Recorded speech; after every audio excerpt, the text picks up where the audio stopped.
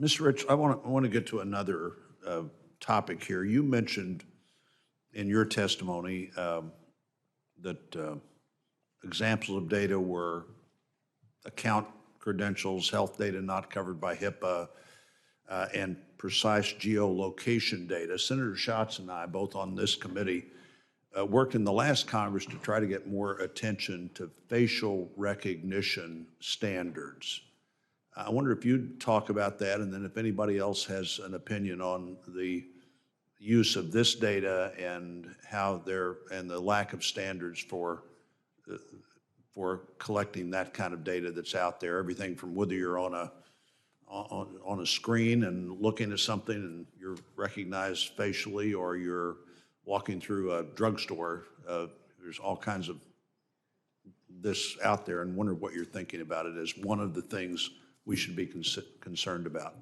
Absolutely. I didn't happen to mention biometric data in my testimony, but it's absolutely part of the class of sensitive data that should be protected by any data security law. It also has a lot of privacy issues associated with it. And right now, other than the FTC Act and the extent to which it falls, for example, under HIPAA, which still only covers a segment of health data, there's really no federal law that mandates security for biometric data.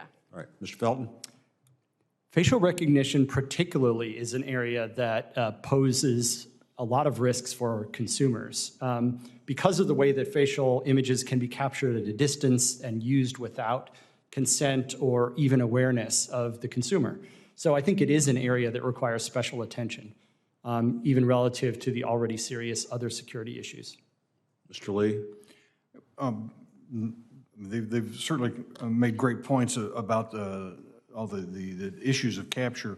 From our perspective is, if your biometric is somehow compromised, you can't change your biometric. You can't change your fingerprint. You can't change your face, your retina scan, your voice print. So we need to be very careful about how we protect that kind of data, and we have to have very specific ways of helping people whose identities are compromised when that biometric data is indeed compromised. And we don't really have a good framework for that today.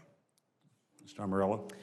Thank you. I think definitely biometric data, including facial recognition data, should be considered sensitive and should face heightened privacy and security requirements. I do think we would want to be careful not to completely eliminate the opportunities to use it in innocuous and innovative ways, but totally recognize there is a bigger threat here, and it makes sense to put extra precautions around it.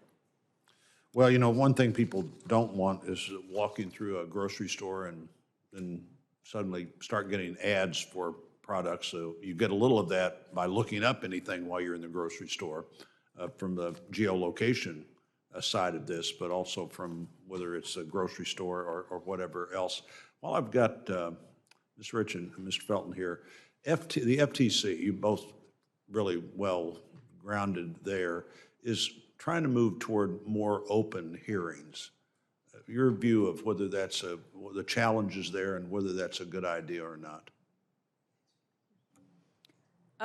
I don't believe the FTC is sharing non-public information in those open hearings, so I see nothing wrong with it. There has been some controversy about whether all the information that's needed has been circulated prior to the open meetings, but I think being more open is a perfectly legitimate thing to do. Mr. Felton?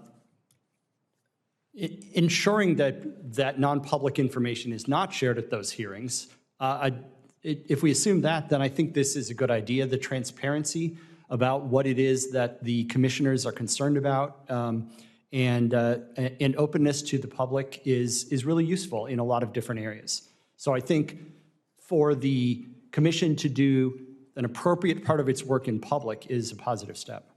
Seem to be some early transition questions about how to give notice and how much notice would be necessary, and if notice itself sort of takes away from looking at what the commission's really talking about. But I may want to follow up with both of you. I don't know, I think this is pretty much an FTC question.